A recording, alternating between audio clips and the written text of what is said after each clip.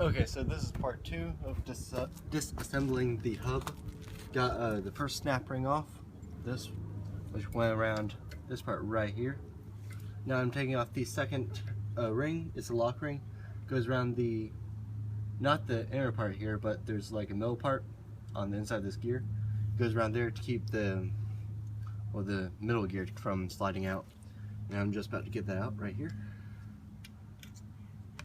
Here it is. And hopefully, yep. And then this outer gear comes out. And then this all has to, this slides out if I remember correctly from the other side, from this washer looking piece. Yep.